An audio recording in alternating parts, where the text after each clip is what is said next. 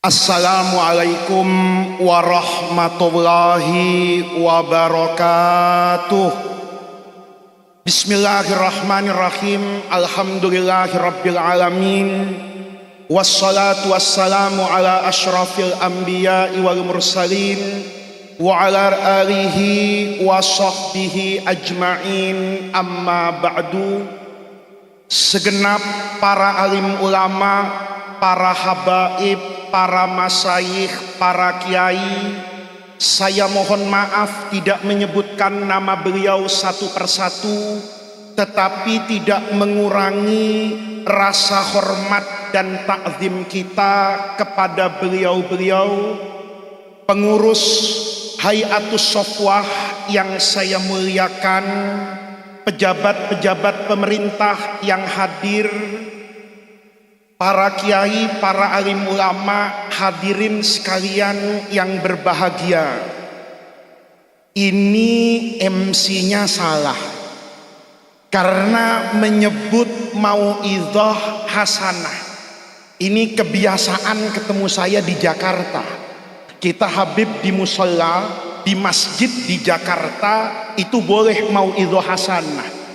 Tetapi di hadapan para murid saya tidak nyebut abuya, karena guru-guru saya di Mesir dulu itu menyebut al-imam muhaddisul haramain. Di hadapan murid-murid beliau saya tentu tidak ingin memberikan mauidhah hasanah dan tidak pantas untuk memberikan mauidhah hasanah. Saya ingin hanya bercerita tentang kesan saya bersama Abnaul Imam, kesan saya bersama Talamidul Imam, kesan saya di acara ini. Tahun kemarin guru saya itu di depan, Habib Ahmad Al-Haddad, itu mengajak saya hadir ke multaqo yang di Bogor. Sebetulnya saya bukan tidak bisa, Habib, ndak pede, istikharahnya ndak keluar waktu itu untuk hadir ke majelis yang agung seperti ini. Tapi begitu Syekh Sholeh Basalamah yang memerintahkan, itu ada perasaan. Saya tahun 91 Syekh Sholeh itu ikut ayah saya ngaji ke sini. Ayah saya yang ceramah di sini, saya ingat betul tempat ini. Maka saya hadir. Begitu saya datang, saya tadi berbisik betul sama Gus Kiai Wakil Gubernur. Ini Gus Kiai Wakil Gubernur itu lengkap, ya. Karena kalau mau dibilang Kiai, kayaknya lebih suka dipanggil Gus, mudaan. Tapi beliau luar biasa tadi bagi-bagi jutaan. Mudah-mudahan tahun depan di Hayatus Shofwah, Gus, ya, Insya Allah, ya. Saya tadi memang curhat sama beliau. Saya pribadi itu sering datang di multaqo, khirij al-jami'ah, alumni universitas, alumni tempat-tempat yang terkenal di dunia Islam. Tapi hadir di multaqo murid-muridnya Al-Imam As-Sayyid Muhammad ini rasanya beda. Saya jujur bertahun-tahun itu bertanya, karena kalau ketemu dengan murid-murid Al-Imam As-Sayyid Muhammad itu rasanya dekat ke surga, Gus. Rasanya adem, rasanya Islam baik-baik saja. Saya tadi sampaikan ke Gus Yasin, kita kalau lagi kumpul sama si A, tidak boleh sebut nama kayaknya, nanti bisa jadi masalah di YouTube ini. Kita kumpul dengan si A, kita kumpul alumni B, kita berkumpul dengan Hay'ah C, itu kadang-kadang dari pakaiannya saja kita tidak yakin kalau dia tadi as-sholatu ala waktiha, waktu subuh itu. Tapi masuk ke sini, bertemu dengan banyak abnaul imam, itu saya merasa ada sirrun yang berbeda. Saya mencari jawaban. Alhamdulillah, jawaban itu dibantu dengan Indonesia Raya tadi. Saya juga agak kaget ini. Ini acara apa? Indonesia Rayanya belakangan, kata saya. Biasanya acara itu Indonesia Rayanya di depan. Wa kuntu la atawaqqa. Saya itu tadi tidak membayangkan di Multaqo ini waktu haul ada Indonesia Raya.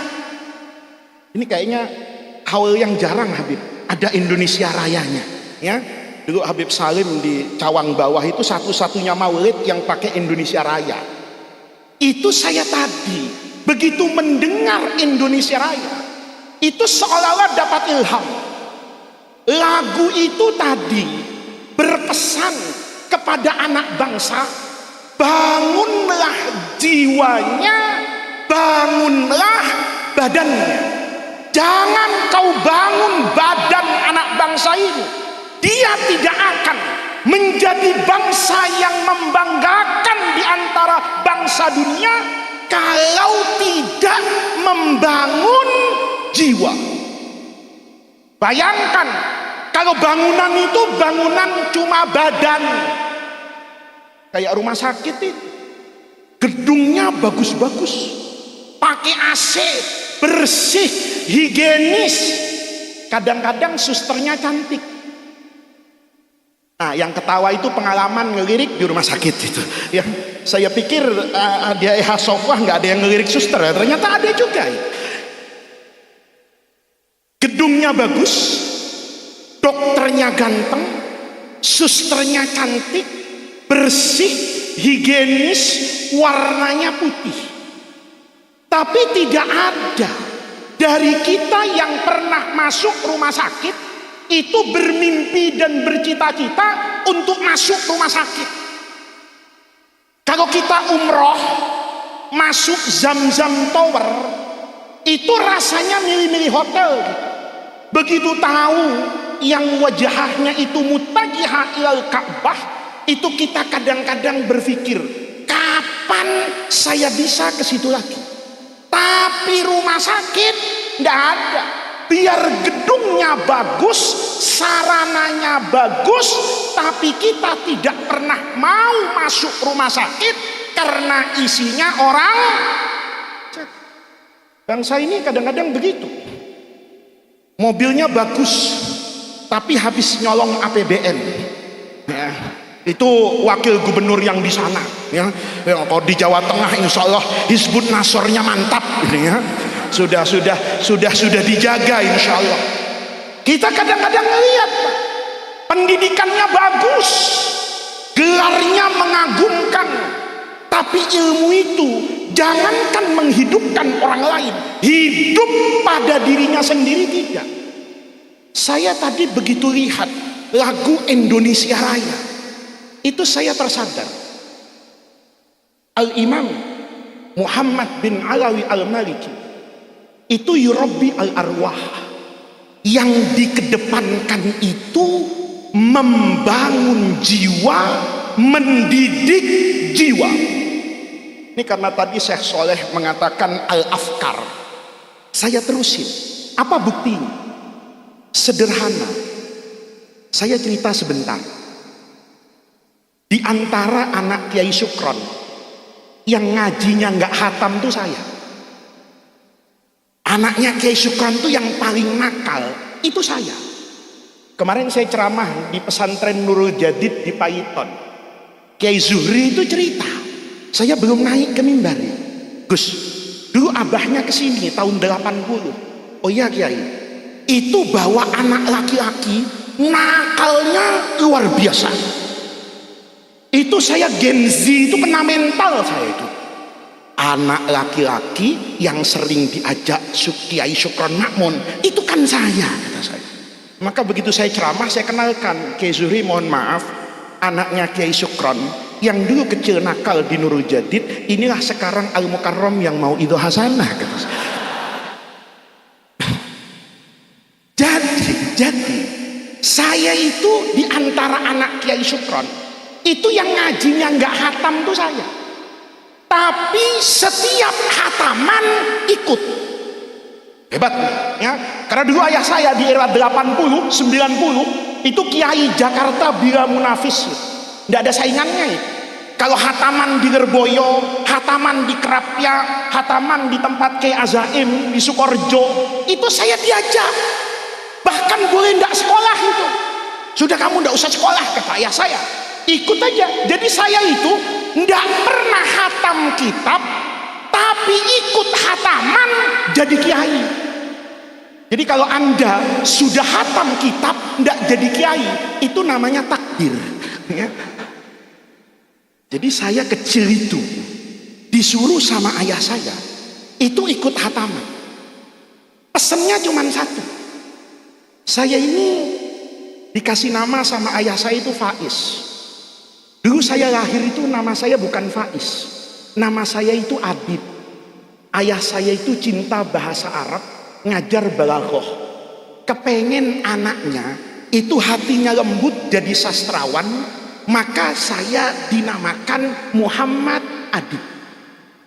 Begitu lahir besar sedikit ditangkap sama Al-Mukarram Soeharto ya. Dulu zaman Orde Baru Pak Harto radhiyallahu anhu ardoh ini ya, itu masya Allah itu kalau sudah ada kiai itu biasanya itu ditangkap Pak.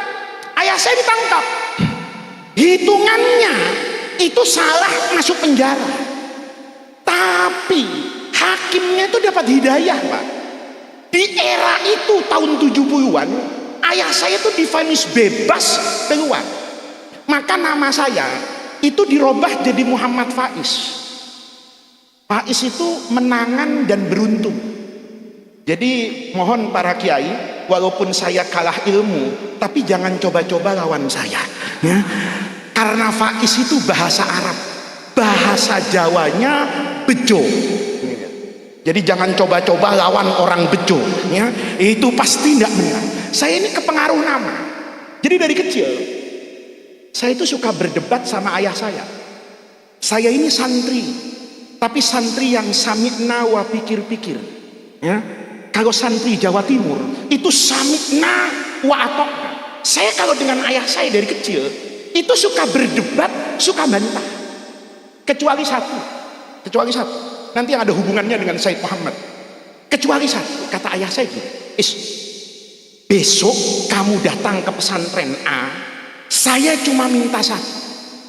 Kalau ketemu kiai, cium tangannya, tatap mukanya. Kalau kiai mau ngeludahin, ya, jadi saya dulu bahasa Jawanya itu diidoni. Saya tuh tidak paham bahasa Jawa, tapi kalau diidoni itu fasih. Kata ayah saya, nanti kalau kiai mau ngeludahin kamu, buka mulutmu, telan ludahnya, kamu minta apa, saya kasih ke bapak saya. Oh, saya senang betul itu. Kenapa? Saya ngincar sneaker Adidas waktu itu. Saya bilang, ini nanti bibarokati ludah saya pakai hari Senin sekolah. Itu ayah saya. Itu pesen cuman begitu, nggak ngasih penjelasan. Pokoknya cium tangan, pokoknya lihat muka, pokoknya kalau ada ludah telan. Ini santri nakal nggak hatam kitab. Modalnya cuma cium tangan, lihat muka, diludahin, telan, terima. Besar, kata bapak saya, ini anak kalau nggak dibuang jauh, nggak bisa jadi orang bener ini. Dibuang saya Pak, ke Fir'aun. Ketemu waktu itu dengan yang kemudian di kemudian hari menjadi mufti Diyar Al-Misriyah, Profesor Dr. Ali Jum'ah. Itu termasuk ngefans betul sama Syekh Yasin dan Sayyid Muhammad bin Alawi Al-Maliki. Kata Syekh Ali Jum'ah waktu hataman kitab, kamu nanti bilang sama kita muridnya, setelah saya kasih ijazah, maju, jabat tangan saya, cium tangan saya, lihat mata saya. Saya bilang mirip nih nasihatnya sama bapak saya. Tapi saya Ali Jum'ah nerusin, ini bukan soal tangan Ali Jum'ah, ini bukan soal mata saya, tapi kamu berjabat tangan dengan saya, itu artinya tanganmu bertemu dengan tangan, yang tangan ini bertemu dengan tangan, yang tangan ini bertemu dengan tangan, bertemu dengan tangannya Imam Syafi'i, tangan Imam Syafi'i bertemu dengan tangannya Imam Malik, bertemu dengan Sayyidut Tabi'in Nafi', ketemu dengan Abdullah bin Umar, ketemu dengan Rasulullah Shallallahu Alaihi Wasallam. Kalau kamu cium tangan saya, maka kamu punya ketersambungan tangan dengan Sayyidul Anbiya wal Mursalin. Makanya Islam itu berkah karena ada sanadnya. Coba orang yang ngaji sama Sayyid Muhammad itu pasti sanadnya nyampe ke Rasulullah. Guru fisika sedunia tidak ada yang punya sanad sampai Einstein. Ada rawahu Einstein enggak. Ini para kiai, saya dulu pahamnya masih segini. Pulang dari Masjid Azhar tuh, masuk ke toko buku tua, namanya Daru Jawami'il Kalim di Ja'fariyah. Disitulah semua buku Al-Imam Muhammad bin Alawi Al-Maliki itu dicetak di Mesir. Jadi dulu saya pertama kali ke Mesir itu selalu ke toko buku yang bagus-bagus.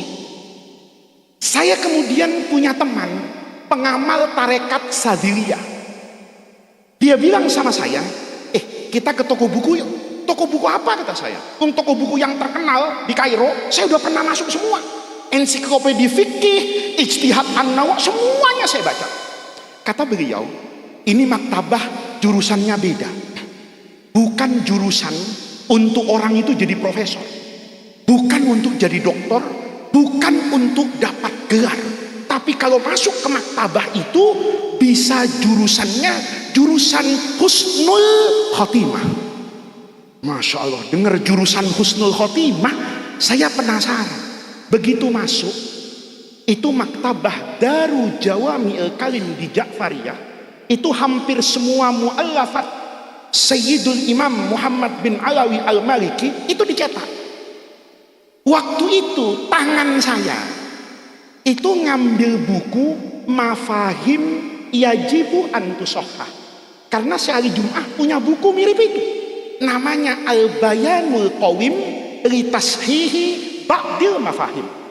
Saya bilang ini sanad Mesir beres nih, tapi sanad Hijaz belum ada. Saya ambil buku itu, saya baca urusan tabarruk nih yang berkaitan dengan Sayyid Muhammad itu yurabbi al-arwah. Tabarruk ini, saya mohon maaf tidak membanding-bandingkan orang alim. Yang sebelah kanan nih, Mas Riun ini, itu tabarruk dilihat dari nahiyah adillah, akliyah, dan sam'iyah. Tetapi Sayyid Muhammad itu menambahkan, kenapa saya bertabarruk dengan fulan, kenapa al-mutabarraku bihi, bahasa beliau ini, dan al-mutawassal yang dijadikan wasilah ini, perlu saya ambil barokahnya, perlu saya jadikan wasilahnya, karena li'tiqati fadlihi. Saya kalau mau tabarruk itu harus yakin orang yang saya ambil barokahnya memang orang yang sohibul fadilah. Nah, kita di Indonesia ini sekarang kurang hati-hati ngambil barokah, ya. Asal ada orang kayak begini ketua MUI banyak barokahnya, padahal saya ini bukan al-mukarram, al-muharram, ya. Kita ini kadang-kadang di Indonesia itu cium tangan dulu baru nanya. Sering saya lihat di majelis itu, asal ada orang pakaiannya kayak kiai, pakaiannya kayak syekh, itu jamaah bangun, cium tangan bolak-balik. Habis cium tangan nanya, itu tadi siapa ya? Subhanallah, kata saya, bagaimana dapat barokahnya? Sementara dia lam ya'taqid fadlahu, dia tidak tahu siapa orang ini. Tapi ketika kita baca apa yang dikatakan oleh beliau Fadilatul Imam Sayyid Muhammad, itu mengatakan saya bertabarruk itu karena saya yakin dengan keistimewaan orang ini. Apa kata saya Jum'ah di pelajaran selanjutnya? Nih saya 5 menit lagi saya, ya, supaya selesai di perjalanan di Mesir, tidak sampai kemana-mana. Kalau saya teruskan ke Mekah nanti ngajinya sampai asar, Pak. Ya, ini cukup sampai Ja'fariyah. Sehari Jumat terus ngomong. Kata sehari Jumat, dulu kami waktu ngaji itu diajarkan oleh guru-guru kami sebelum ngaji. Sebelum ngaji ini sama kiai itu diajarkan satu doa. Doanya sederhana. Ya Allah, tolong tutup aib guru kami. Jangan sampai kami melihat kekurangan guru kami. Itu santri dulu. Kalau santri sekarang kiainya punya aib, seneng. Kenapa? Jadi senjata buat khutbah Jumat minggu depan. Ayyuhan nas, gharrana hadza. Ternyata ini penipu. Coba lihat. Dulu santri itu kata Syari Jumat diajarkan sama guru-guru kami, kalau mau dapat ilmu-ilmu yang bermanfaat, ilmu yang barokah, sebelum duduk di depan guru minta sama Allah, ya Allah, cukup saya tahu istimewanya guru, jangan saya lihat kekurangannya guru. Begitu saya lam a'taqid fadla syaikhi, maka boleh jadi ilmu itu tidak mendatangkan kebaikan. Saya begitu baca bab tabarruk di mafahim, itu saya yakin para kiai betapa Sayyid Muhammad itu ngajarkan ilmu belakangan, tapi tahdibun nufus wa tazkiyatul qulub itu menjadi ar-ruknul asasi bitadris. Maka ini yang hilang hari ini. Kita ini mohon maaf hari ini ilmunya itu luar biasa, tapi suluk dan thariqahnya itu menjadi aneh. Dulu waktu ngaji I'anatut Thalibin yang cerita Imam As-Subki itu datang ke Darul Hadis, wa fi daril hadis latifu maknani, itu dulu guru saya yang lain di Mesir itu cerita sebelum kejadian Imam As-Subki sampai di Darul Hadis yang ngomong wa fi daril hadis itu beliau di jalan itu naik kuda, Pak. Ada riwayat guru saya yang lain bilang naik unta. Ya mau naik unta, mau naik kuda, ya Avanza kek Xenia, enggak masalah lah. Yang penting ini riwayatnya naik dabbah. Begitu naik dabbah, ada orang nih ketika dabbahnya istirahat, beliau masih di atas. Ada orang berdebat soal fikih, Pak. Yang satu menjawab, saya yakin hukumnya A karena itu saya dengar dan saya lihat langsung dari Al-Imamun Nawawi. Dengar kayak gitu, orang ini turun dari kudanya. Orang yang tadi orang awam ini, Imam Subki itu turun dari kudanya. Orang itu dinaikkan ke atas kudanya. Kata pengiringnya, kiai besar itu kan banyak pengiringnya. Imam Subki itu ada pengiringnya. Kata pengiringnya, kiai kenapa turun, kenapa yang model begini yang dinaikin? Kata Imam As-Subki, saya tidak mungkin hari ini naik kuda duduk lebih tinggi dari orang yang matanya pernah melihat matanya Imam Nawawi, yang telinganya pernah mendengar suaranya Imam Nawawi, yang dia hidup bersama dengan Imam Nawawi. Al-arwah. Kalau ini yang dikerjakan, insya Allah ilmu kita menjadi ilmu barokah. Dan itu wala uzaki alallahi ahadan, itu yang saya lihat dari murid-murid Sayyid Muhammad bin Alawi Al-Maliki.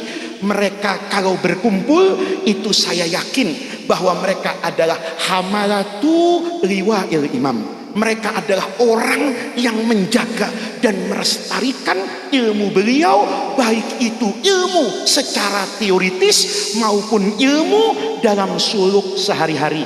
Syekh Saleh Basalamah, terima kasih atas undangannya. Mudah-mudahan sorban ini sorban honoris causa. Ya, saya mudah-mudahan Kiai Ihya dapat gelar honoris causa Hay'ah Sofwah.